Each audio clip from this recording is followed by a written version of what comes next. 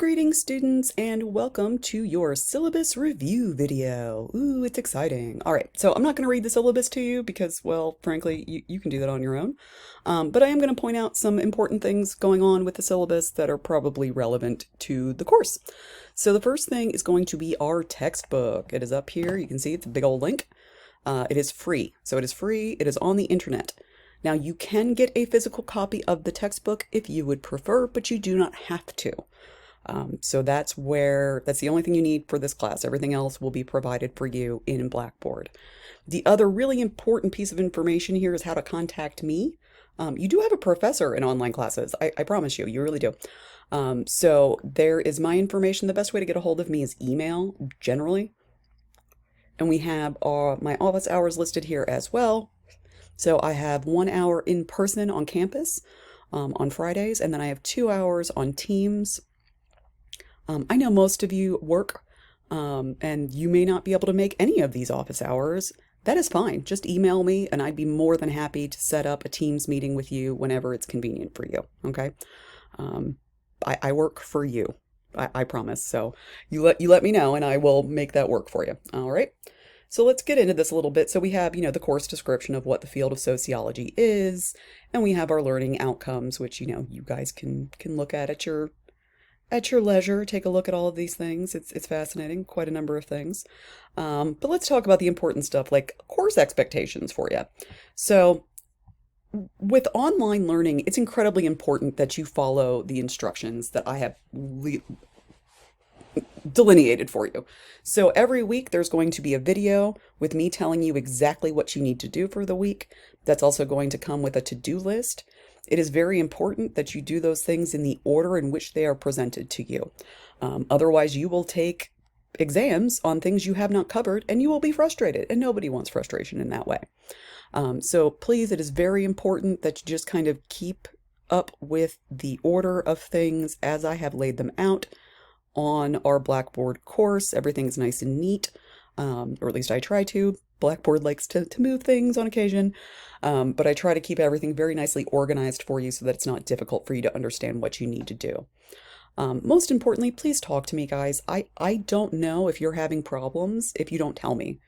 I can't help you understand anything if you don't tell me. I am not psychic. I have not yet developed that ability. I will let you know if I do. But for the moment, I cannot.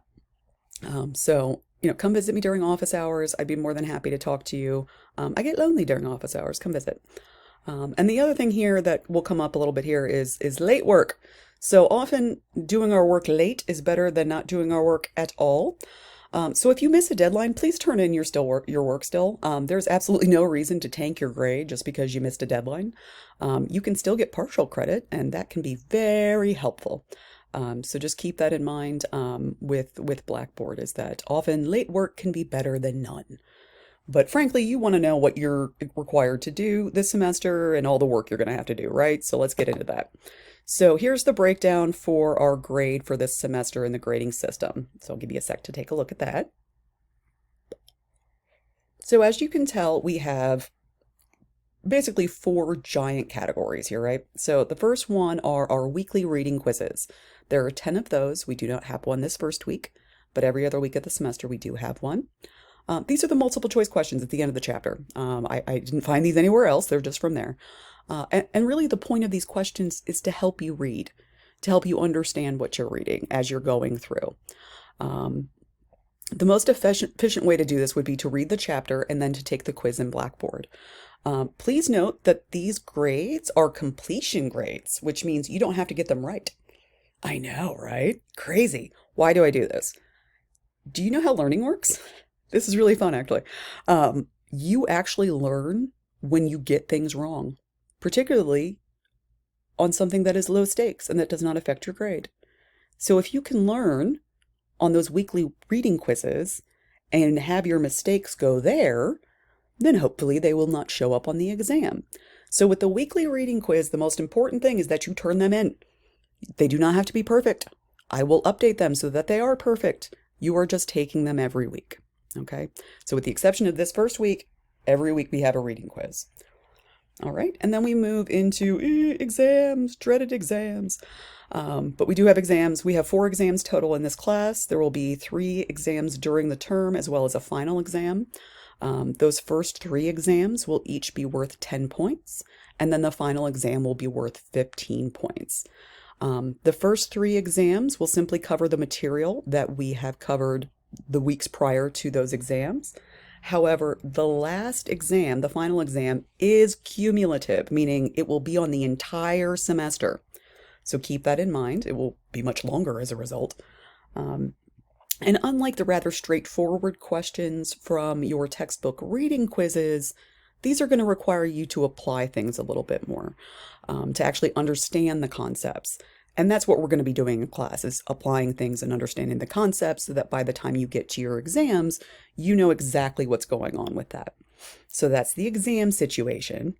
And then possibly our biggest assignment of the semester is our signature assignment. So Central Penn has these things called signature assignments that they use to gauge progress of students among various sections of classes. What does that mean? Not a lot. It just means that we have an assignment that we all have to do for this class every time we take it.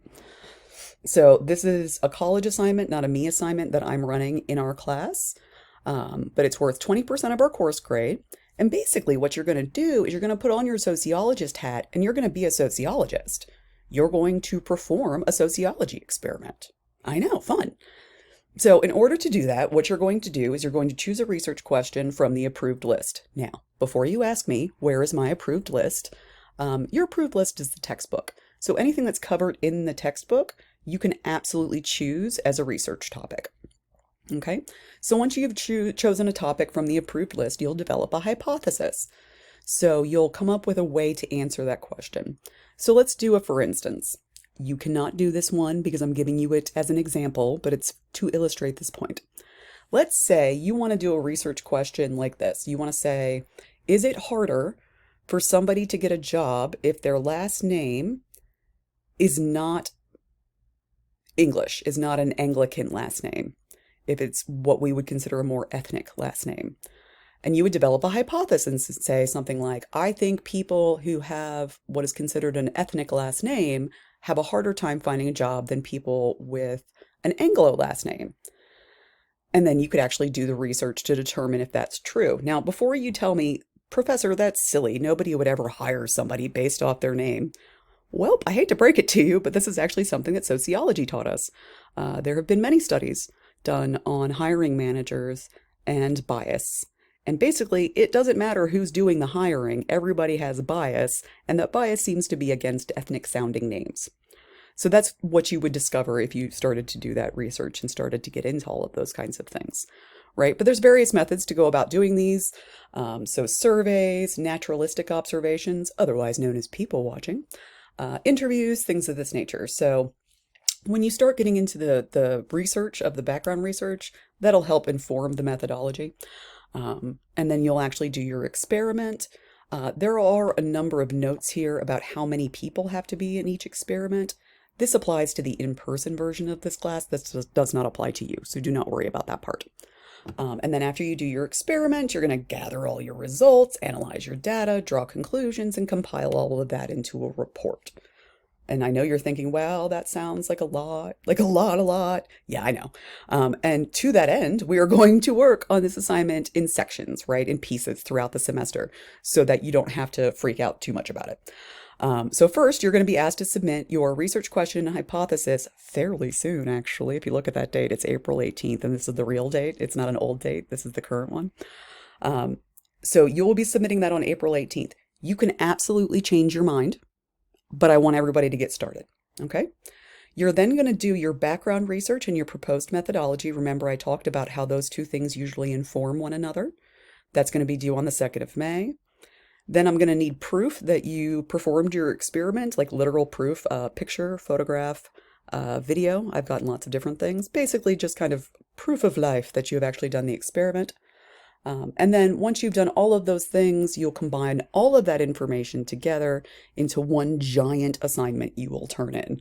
We will go over all of this many more times. We'll break it down. We'll do little videos. Don't worry about it too much at this point. Really, the only thing you should be thinking about at this point is what kinds of things you might want to research and, that kind of thing, just so that you can get going on that first, proposing an idea and a hypothesis thing. All right, and then we have one last bit of our grade here, and that's discussion board posts, which I know you're not your favorite thing, but they're necessary. So we have discussion board posts making up 15% of your course grade, and for these, there's 11 or so. I think there's 12 on totally in there, but it doesn't quite matter. Just go along with the weekly to-do list and you'll be fine.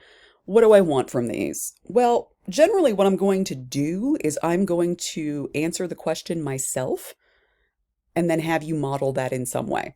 So I'm going to do the post. I'm going to answer the post. So you'll get a sample of what your response should look like.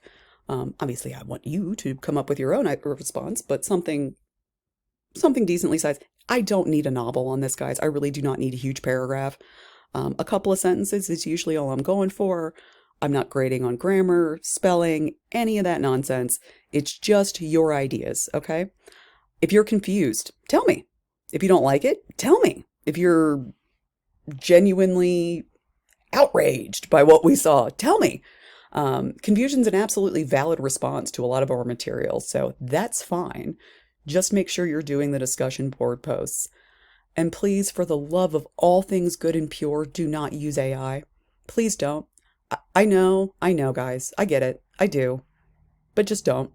I don't want to give you zeros, and I will. Okay? So just answer the discussion board posts for me.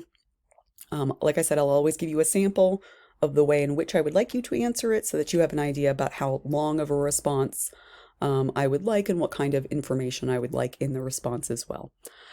So that's the big stuff. That's all the big stuff for the syllabus that you really need to know.